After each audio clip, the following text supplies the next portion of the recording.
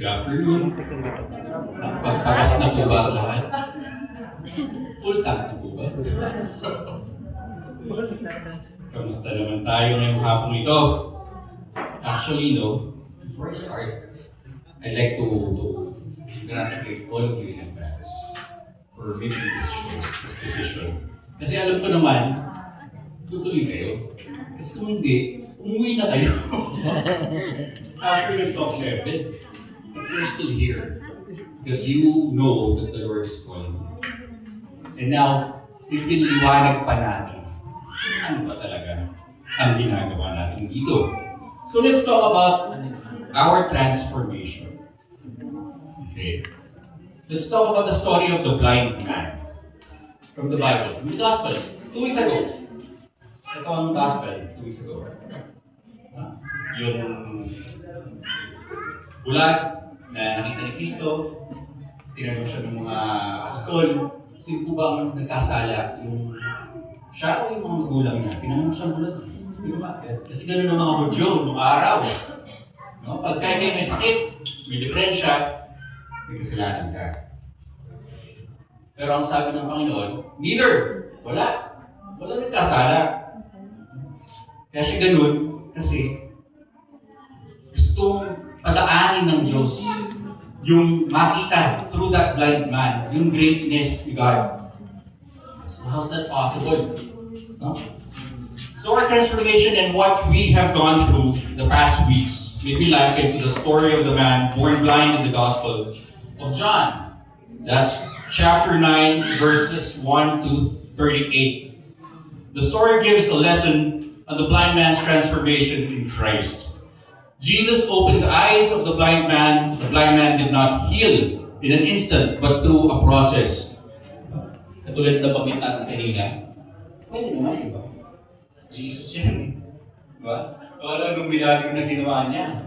Today, yung gospel, si Lazaro, binuhay niya. Sinigawan niya, 4 na araw ng patay. Sabi niya, Lazaro, lumpas ka dyan. Lumpas, ang buhay ng patay. So, itong bulag na to, pwede. Di ba? Pwede sabihin, be healed. Pero hindi ko ginawa. Bakit? Because God has so many ways, yung transformation process. Like us, mayahalin tulad natin sa atin. Na yung pagbabago, masimula, anong sabi ng blind man? Napagaling na siya. Tinanong siya ng mga tao, napagaling sa'yo. Pwede mo yung bulag. Bulag ka mula na sinilang ka. Sino? Sabi niya, that man, named Christ.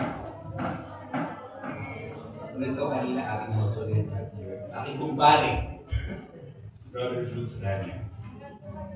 Anyway, that man called Christ. So, ganun din tayo. Simula. Medyo hindi natin kilala sa Kristo. Katoliko tayo pinanganak lahat? Lahat po ba? Bininyag ang Katoliko, pinanganak ng Katoliko. Okay. So pare-pareho tayo. Kami rin naman, hindi kami ganito dati. Hindi kami nagsusumika. O hindi kami ganito ka-in-love sa Diyos. Naalala ko pa nung panahon na panganay pa lang namin ang anak namin. Nagsisimba kami sa bayan ng Tanawan. Sa gilid lang. Hindi kami napasok ng simbahan. Ganun din. Pero kami mag-asawa. Doon, di ba sa bayan, yung mga puno ng naraba, mahogani. Nasa paligid sa gilid. Doon kami nakapo. Parang attendance lang. Requirement eh. Kasalanan pagka hindi ka magsimba ng linggo eh. So parang, Lord, present ha. Kahit na labag sa sarili, sa isip mo, kahit ayaw mo, ganun eh. Ganun tayo. May pinagdadaanan tayong kanya-kanya. Maaaring hindi kayo ganun. Maaaring mas buhos ang inyong pananampalataya pag nagsisimba.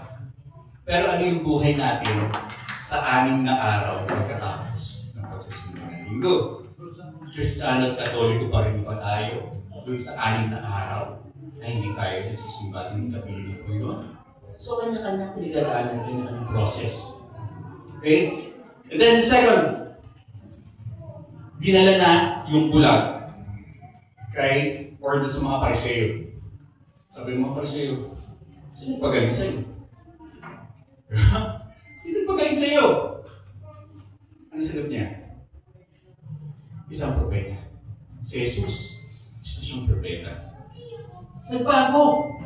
Just like us, nung tayo dumaan sa CLP, sa Christian Life Program, nagkaroon ng pagbabago. Unti-unti nakikilala na natin kung sino si Kristo. Kung sino ang Panginoon. Amen? Amen po ba? Amen! Naantok na tayo, bayan! Gising. Okay. Alam po, napakahirap manatili ng nakaupo ng ilang oras.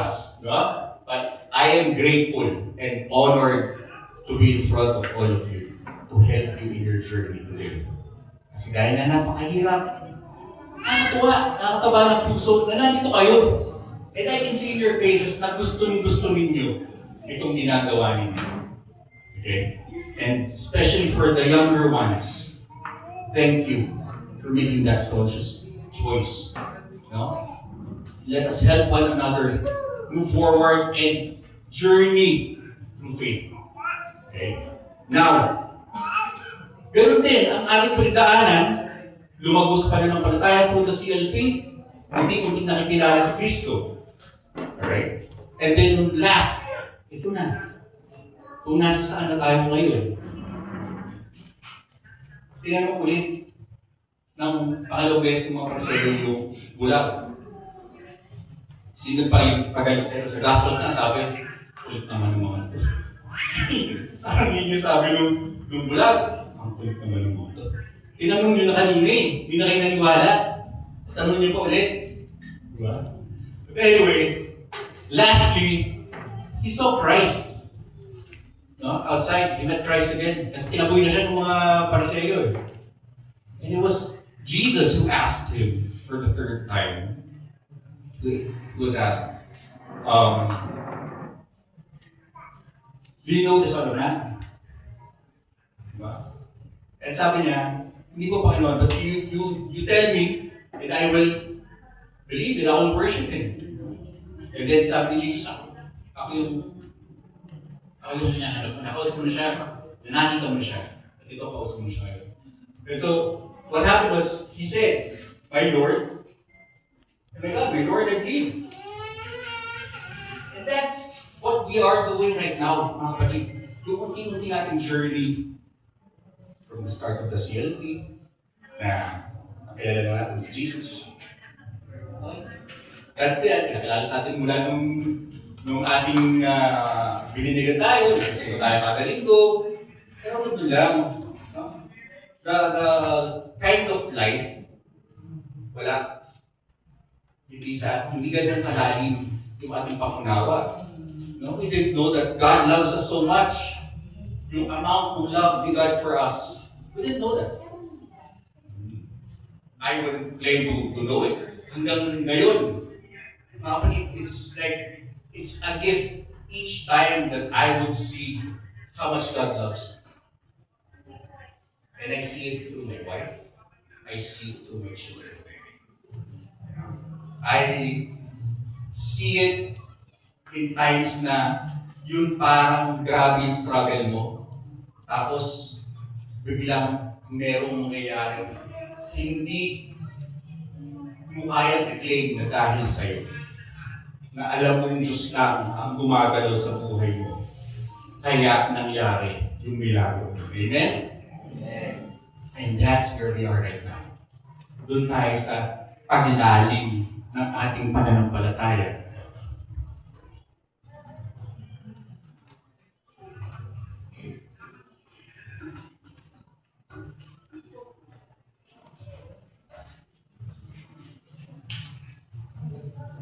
Continuing our transformation. Transformation is a continuous process in Christ.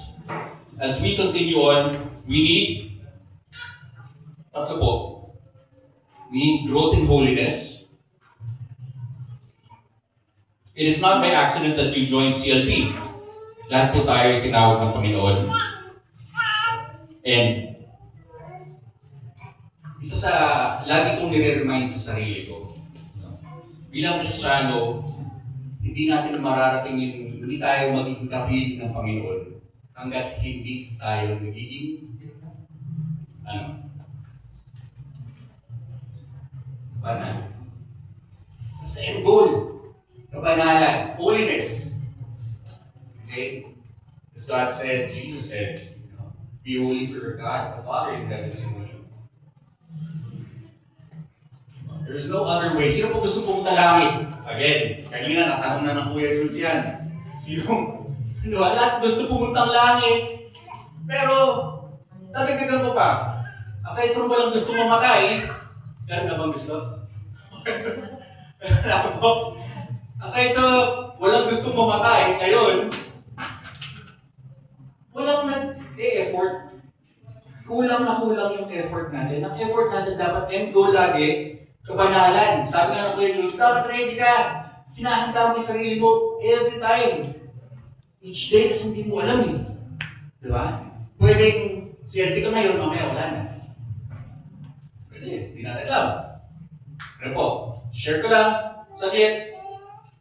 2 years ago, attend kami ng misis ko kasama ibang couples for Christ ng Batangas sa Baguio. May weekend retreat. Okay, saya. Pauwi na kami. Pasakay na ko ng sakyan. Biglang nabaga ang aking buka.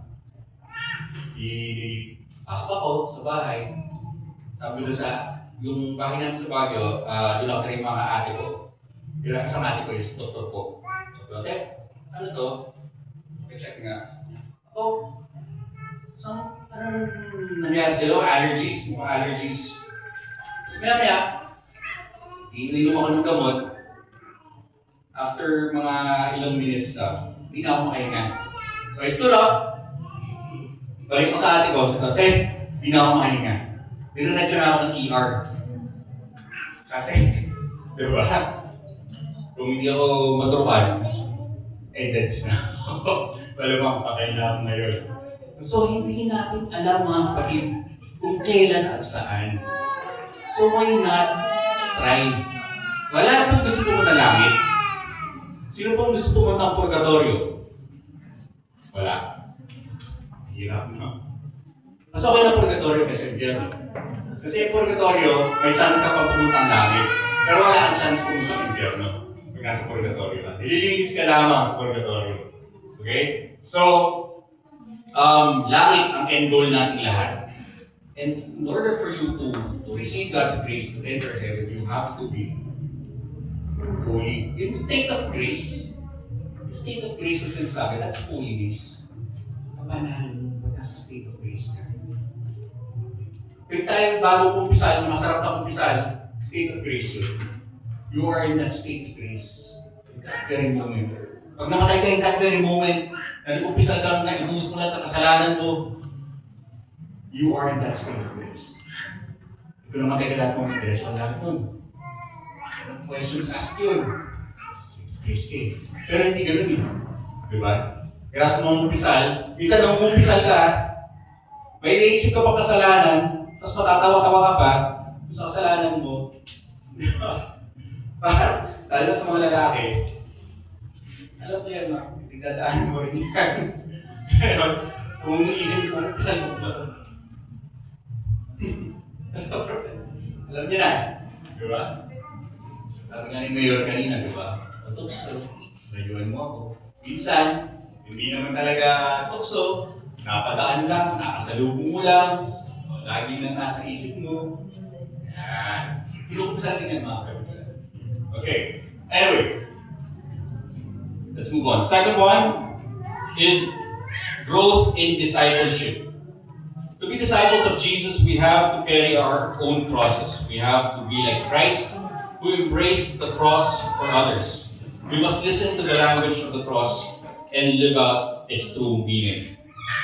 So, I'd like to invite everyone to focus your attention here. Project, pwede ba akong bigyan ng picture ng crucifix? Sorry. Resurrected Christ kasi nasa crucifix.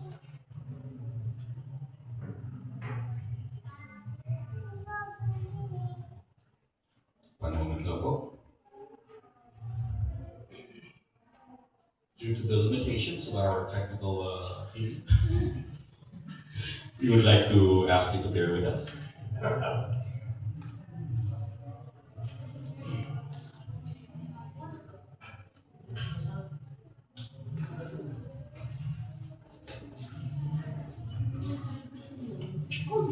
Yan. Okay.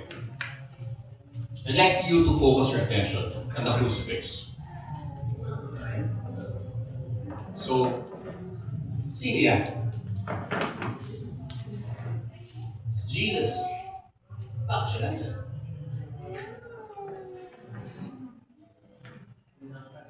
Pinako siya sa krus. Bakit siya pinako sa krus?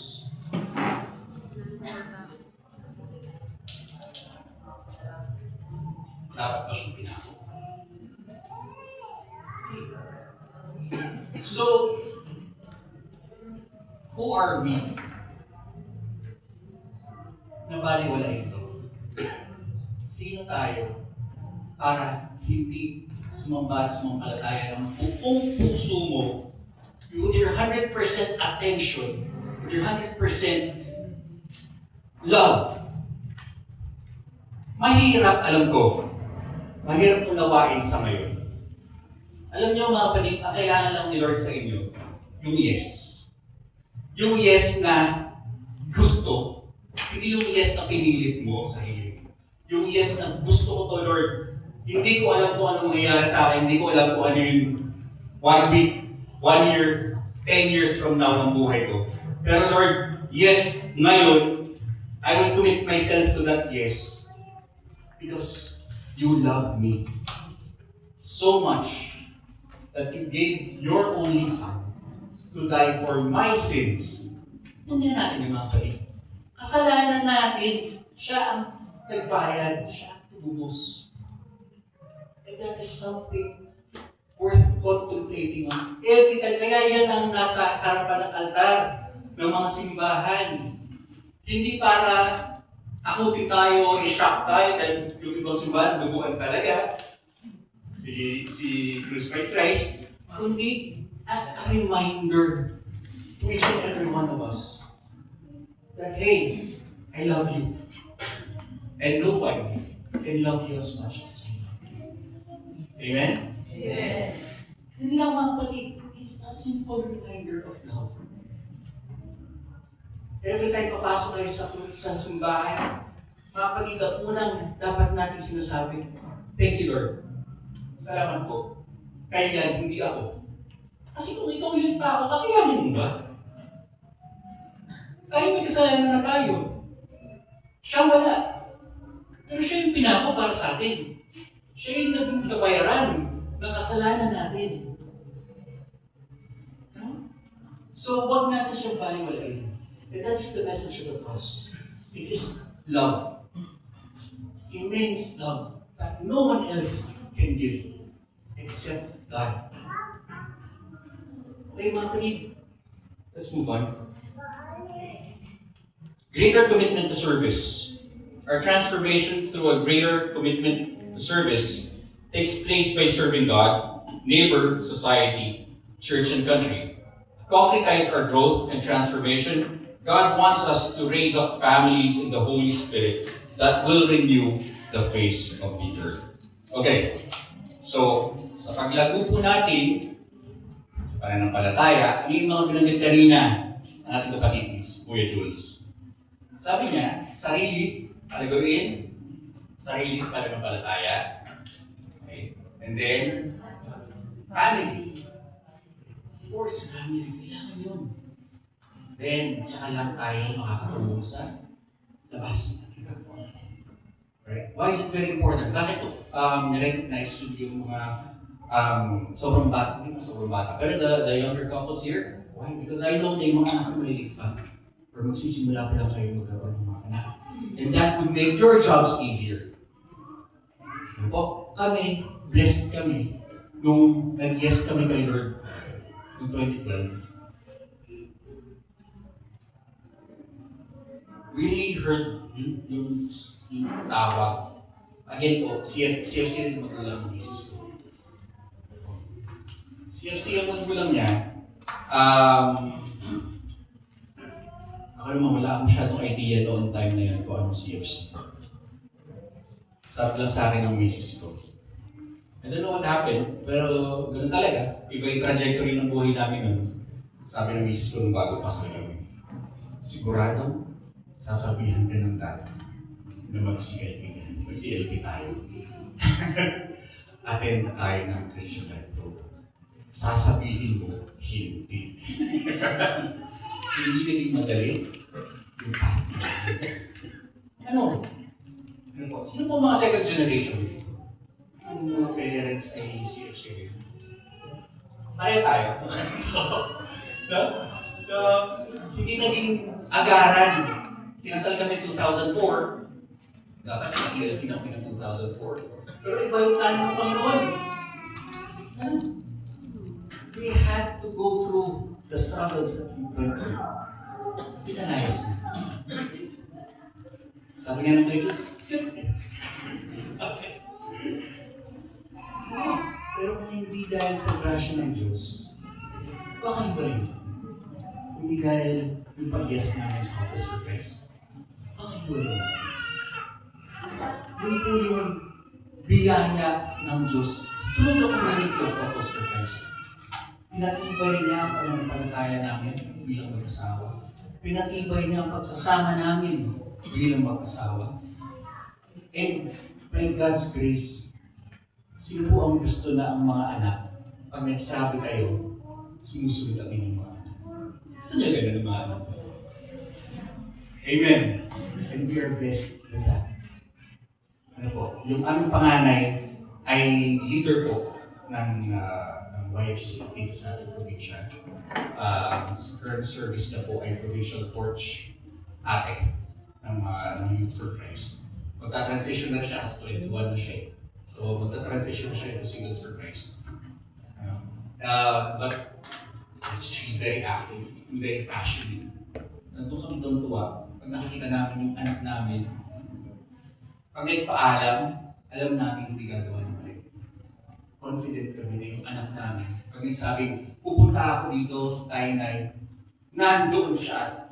Kung anong sinabi niyang ginagawa niya, yun ang ginagawa niya. And that's the gift of Couples for Christ. Mga kapatid. Gusto rin natin ba ng mga ganun ang ating mga anak?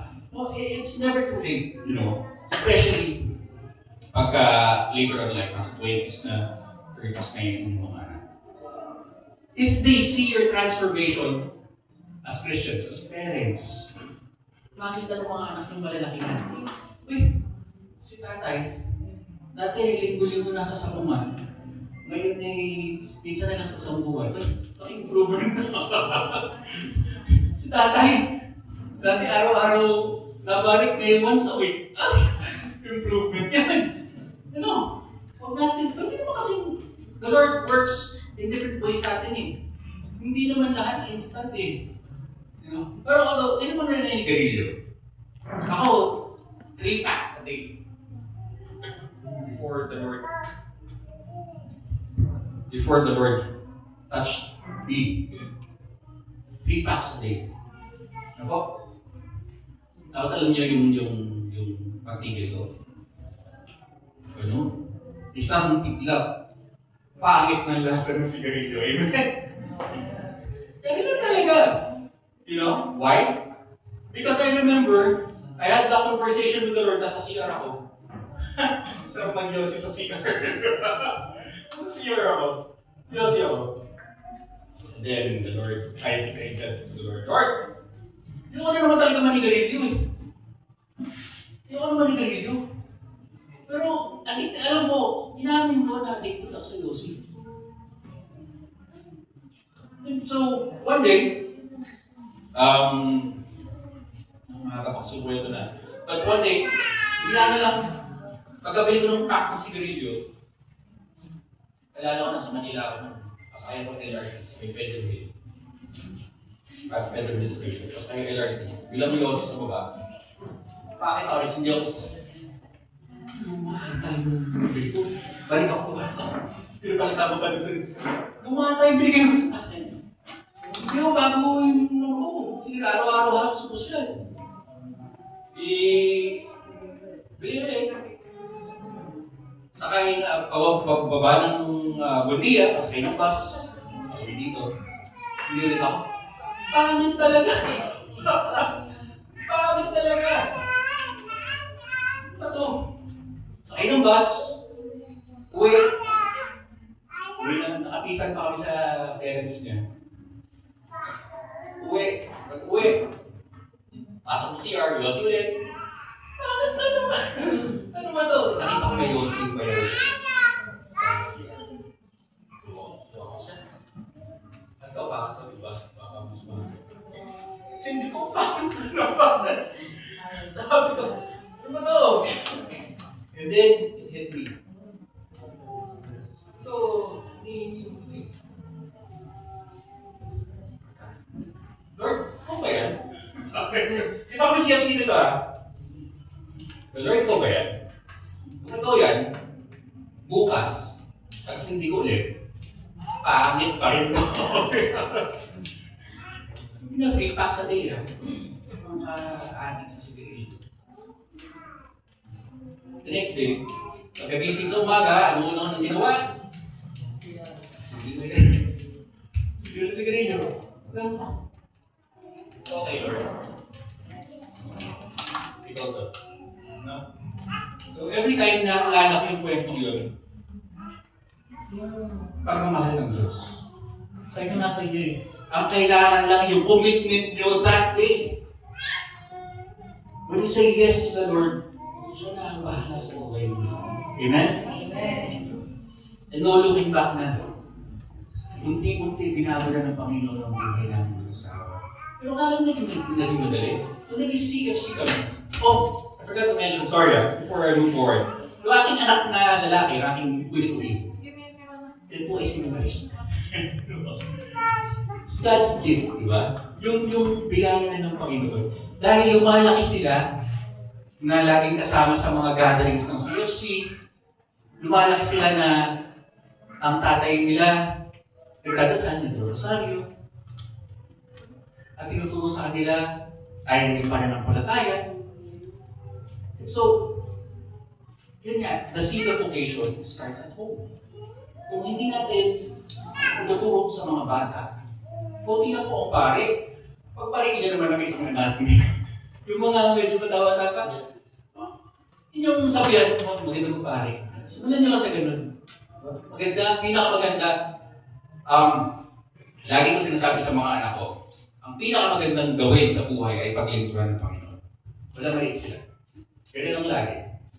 Ang pinakamagandang gawin sa buhay natin ay paglingkuran ng Panginoon. Amen? So that's the foundation. Ganyan po. So, lahat naman sila yung mga malalaki na. Pero, pag nagsabi sila, alam namin, confident kami, natulog sila. Kasi takot sila magkasala.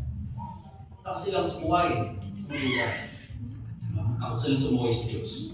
So that is the foundation natin sa community ng Couples for Christ. And that is one of the greatest gifts of the community of Couples for Christ, is to have that strong family. And once you have that strong family, then you can help other families as well. Ano po, hindi naman po instant na nakatayo na si Brother Geraldine. We had to go, as I said, we had to go through that struggle. 2004, nung kami sinabihan ng aking biyanan, mag-CLP. Nag-CLP kami 2012. And between 2004 and 2012, punti pa kami mag-iwalay talaga. Actually, pinalayas na nga ako. Di ba? But then, sabi ko nga kung di CFC magulang niya, baka talagang iwalay na. Di ba rin, yung practice na yung CFC ka rin practice. You know, nung pinalaya sa kanya, yung bilang lalaki, ano ginawa? Hinabol ako. Hinabol niya ako. Kala ko sasapakin ako. Sorry, tiis ng mukha ko, nakapisan ka na, magawa kang kalokohan. No? Anong ginawa? Yapos niya ako. kahit kailan gustong bumalik, bumalik ka.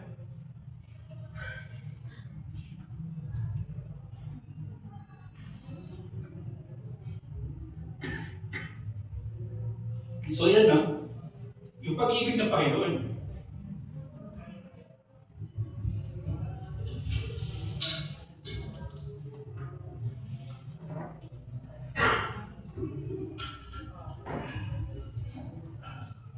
It's what draws us to a community of couples for Christ. Yung mga ganong moments, hindi mo ma-realize na si God yun kung walang nagtuturo sa'yo on a regular basis na ganito kumilos ang Panginoon sa buhay. And that's what the community of couples for Christ does. It teaches us kung paano natin madarama yung pagkilos ng Panginoon sa buhay. And that moment talaga hindi ko naiintindihan eh. Anong ginagawa nito pamang to? Ayoko na anak niya. Kaya kapin niya pa ako, sabihan niya pa ako bumalik ka. Kung kailan gusto. Ano to? Ano naiintindihan? But then again, kung di ang couples for Christ, bakit mo naiintindihan? Dahil dito sa community natin, it's for Christ. Napanawaan ko, that is God's love. Kumikilos ang Panginoon sa buhay natin. And every day, He reaches out to tell you, anak, mahal kita.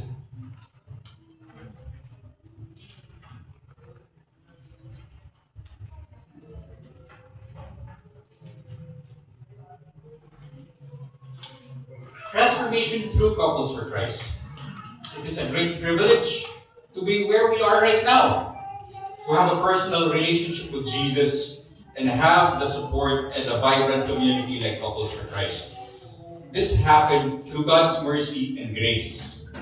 We ought to respond with gratitude and humility. In Couples for Christ, we can continue our transformation in Christ. We will continue to grow in personal holiness through our regular prayer time and scripture reading, reflection and study, through our faithfulness to the covenant of Couples for Christ, and through the CFC formation program. There will be numerous opportunities to render service. Okay. Again, as mentioned, it is a great privilege. Maaaring sinabihan kayo ng CLP, LSNP, alam kayo, very Couples for Christ.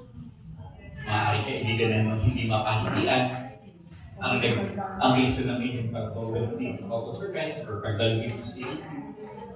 But then again, it is a privilege provided by the Lord. Kasi nga araw-araw, inaabot ka niya. Anak, mahal kita.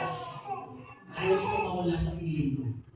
And I am reaching out to you through Couples for Christ.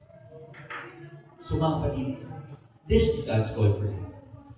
Alisin nyo rin duda, yung alinlangan, kung dito ba talaga kayo. Dito talaga tayo.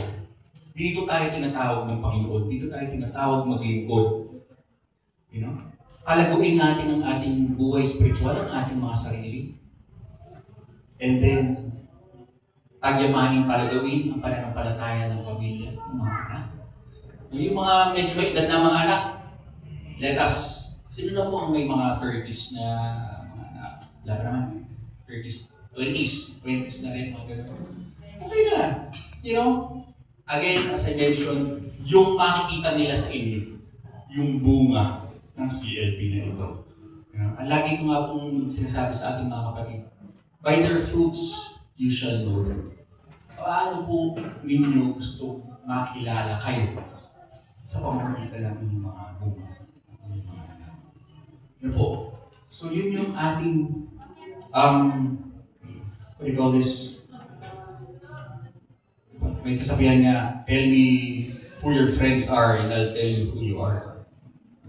Pero ako, medyo binago ko. Kasi ako po, medyo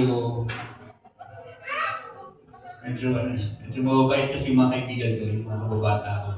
Ako babae. Ay, hindi na nila ako makasundo. iba na yung Iba rin yung gusto ko sa gusto nila. So, medyo, di ba? Bad trip na silang basa. Sabi nga nung isang barkada ko, Tagalipa. Oh, sa Lipa ka na pala nakatira. Doon man lang ako tinatawagan, anong gagawin natin? Magpa-prayer meeting tayong dalawa. Iinom ako, magdadasal ka. Kasi hindi na ako nakikipag. Okay, samantalang nung araw ay, sabi nga nila, sabi ng misis niya, ba't hindi ka lang umatid nung inyong reunion? Ini-expect nila yung life of the party. Eh, hindi na ako yun. Diba? Yung bad trip lang sila sa akin. Bakit pa ako pupunta doon? Iba na yung gusto. The Lord changed me and is continuing to change me. And that is grace. Yung saya na dala ng mga kaibigan ko, maaaring masaya ako at that point in time. Pero yung repercussions nun, yung sakit ng ulo na dala nun sa buhay ko, baka hindi pa ako makarating na langit. Kasi pierno pa ako magkita-kita. Ayoko na. Sila na lang. Tinatry ko pa rin naman sila i-reach out paminsan-minsan kung nakikita mo yung pinagdadaanan sila. Eh sila pa rin, okay pa ako. Ayoko siya. Allergic na sila sa akin. So sa akin ngayon, I'll show you my family and you tell me. Hindi na tell me your friends. And if I tell you who my friends are mostly couples for Christ. Kuya Jules kaninang speaker, kumari ko. Ninong ng silang kasawa, ninong ng bunso.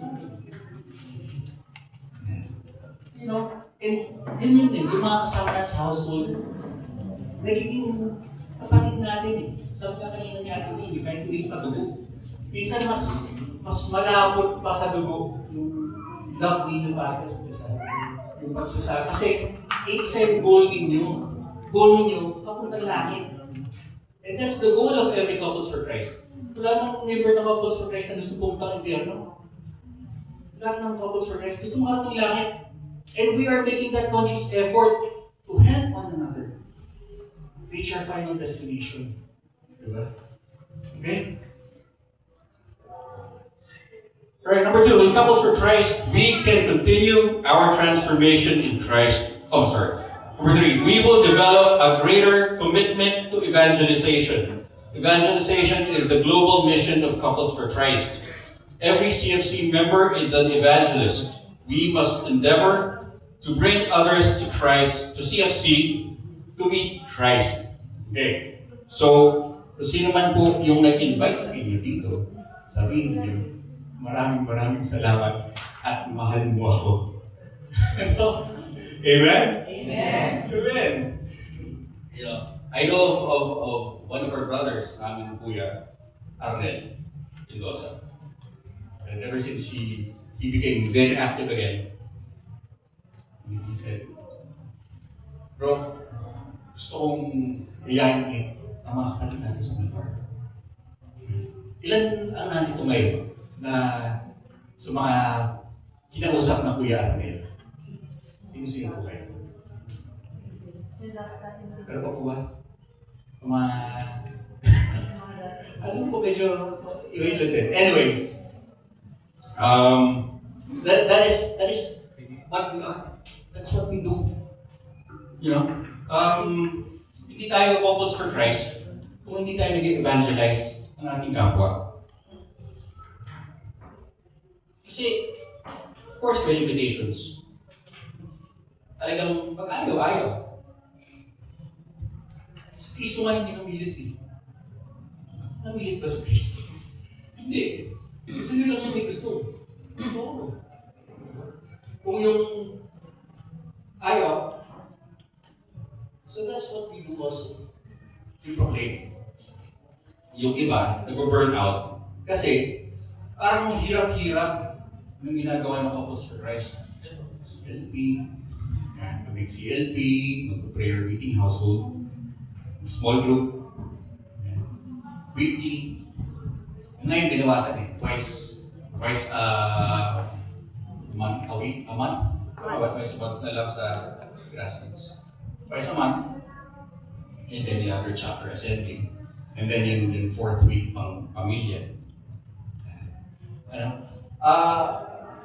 Mas pinadali ngayon actually. But yun, no? So you have to do those things on a regular basis, plus na 10 talks, seminars. But mga kapatid, again, lahat to, parte ng end goal mo. Kung yung end goal mo, makarating ng langit, mag-e-effort ka. Sino ba yung sabi madali pumunta ng langit? Diba? Ano sabi ni Jesus? Diba? Diba sa Gospels? Ano ang papunta langit? Yung bang malapad? Yung magandang daan? Hindi. Ito yung maskip, makitid. Puno ng hirap yung way papunta langit. It's so funny, whenever I see people praying for the good life, I find it funny when people pray for the good life. Tapos magdadasal ka sa Diyos na, wala ano nga ginagawa. Anyway, sa Diyos na nagpapako sa krus, na buhay, namatay, nang mahirap at naghihirap. And then sabi niya, na nabubuhay siya, kung gusto mo pumunta sa langit, you come follow me. So you have to do what he did as well. And that is a hard pill to swallow. But later on, as we journey together in faith, mga kapatid, you will understand what the Lord means. And you will understand how easy it is na sundin ang Panginoon as long as nasa grasya ng Diyos. Sino gusto mong mapunta sa grasya ng Diyos? Taas po na kamay. Then, okay. Let us help you. Let us journey with you. Let us journey with one another. Wala pong iwanan and walang tulugan. In conclusion, naisilang naman ito. In conclusion, if Christ so wished, He could have restored the sight of the man born blind by merely saying the words, be healed. Like what we said earlier, nangyari. However, Jesus has chosen to go through a process or a ceremony of making mud paste with spittle, rubbing it on the eyes of the blind man, and sending him to the pool of Siloam. We are the blind man, chosen and transformed by Christ. He could have transformed us instantly, but He chose to open our eyes and transform us through the process of the Christian Life program. The Lord has chosen you. He has chosen to open your eyes so that you will begin to see God's plan for you. His plan is to bring you to His heavenly kingdom. Let us all rejoice and be glad. Let us praise and thank the Lord for calling us, for opening our eyes, and for starting the process of our transformation in Christ. Amen? Okay, brothers and sisters, at this moment, I would like to invite all of you and the music ministry to reflect. Reflect on our last talk. Reflect on what was said in the last two talks.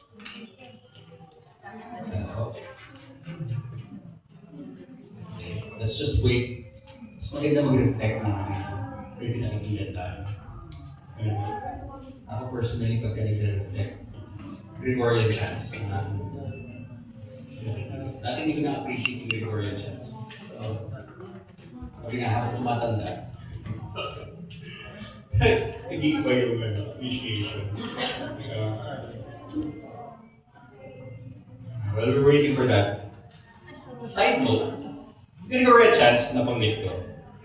Kung meron kayong pinagdadaanan, you listen to Gregorian chants. Pero ipapakinggan nyo yung legit, yung tunay na Gregorian chants. Hindi yung mga galing sa kung anong grupo. Yung papakinggan nyo yung mga galing sa mga monks of Notre Dame, gano'n. Yung talagang pari o mga religious movement, hindi yung basta sing-sing. Kasi baka kung ano yung chants nila. Yung iba ang pumasok sa inyo. Diba? So yun, it helps a lot kasi nakakalma, and then it helps you solve things. Gregorian chants.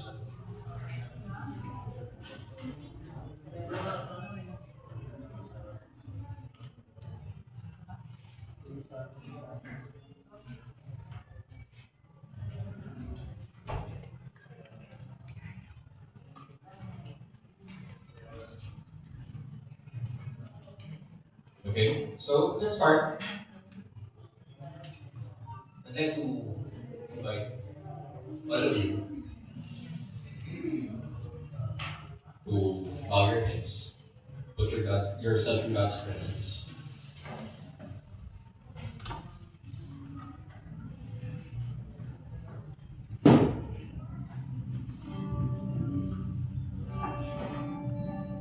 Kapatid, I'd like you to imagine a road.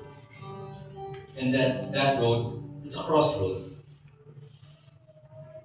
You're on that crossroad right now. Nasa gitna ka ng nagpo-cross na daan. And then on one side, it's the Lord calling you, asking you, telling you that He loves you so much.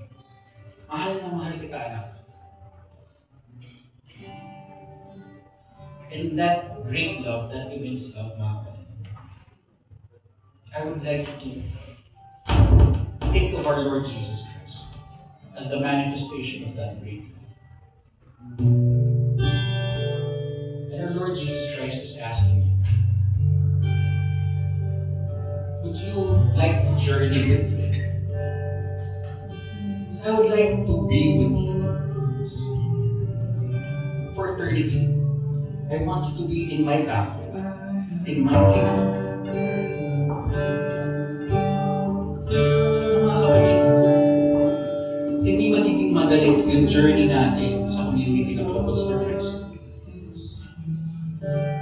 You would have to commit to that yes that you will say today. Yun lang ang kailangan ng ating Panginoon. Is yung yes mo firm, yung yes mo na totoo, this very moment, right now. The Lord doesn't need your assurance tomorrow. The Lord wants your assurance right now. That you will commit your lives, you will commit your marriage in His service. Na siya lamang ang iyong Diyos, siya lamang ang iyong Panginoon, siya lamang ang iyong paglilingkuran from this day forward. God will always be first in our lives. Brothers and sisters, the Lord is clearly calling you.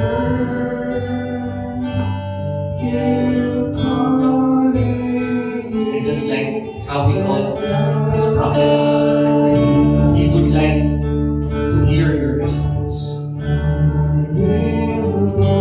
So I invite you, brothers and sisters, as you commit to the Lord, as you say yes to the Lord, right now,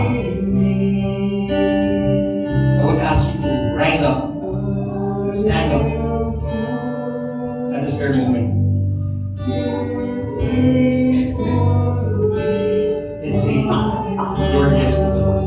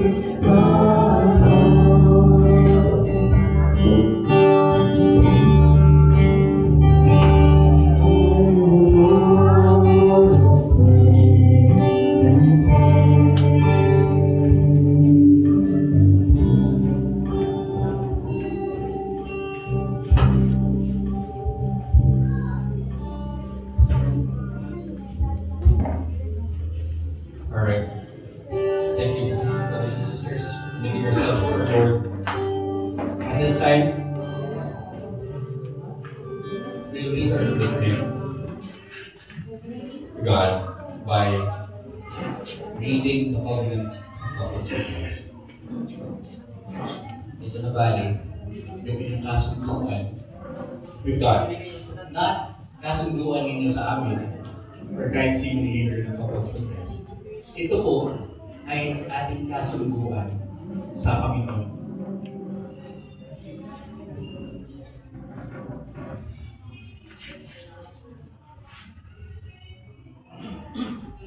Alright. At lang po natin ibigay sa inyo yung inyong mga kopya ng covenant sa Couples for Christ.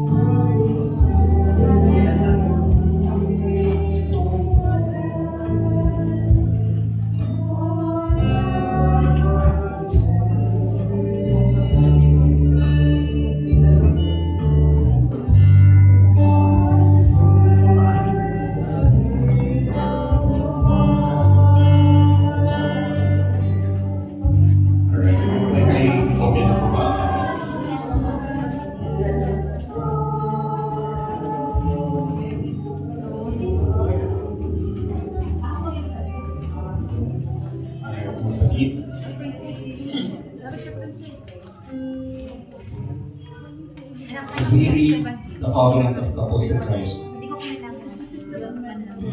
would like to ask all of you na namnamin po natin ang bawat salita.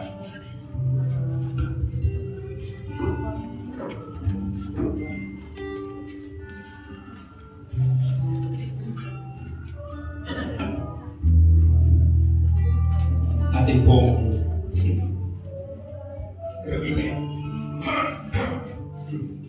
excuse me, I'm sorry. Atin pong after reading it today, ay bigay na sa inyo itong mga covenant cards ninyo.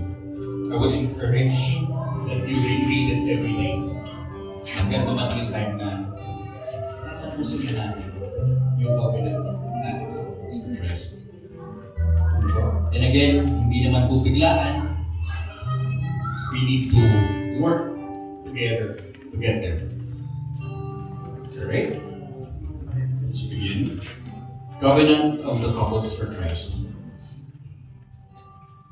Repeat after me. Trusting the Lord's help and guidance. Trusting the Lord's help and guidance. I shall live as a follower of Christ. I shall live as a follower of Christ. Pray every day for at least 15 minutes. Pray every day for at least 15 minutes. Read scriptures every day for at least 15 minutes. Read scriptures every day for at least 15 minutes. Participate regularly in the worship life of my church. Participate regularly in the worship life of my church. Avoid sin and wrongdoing.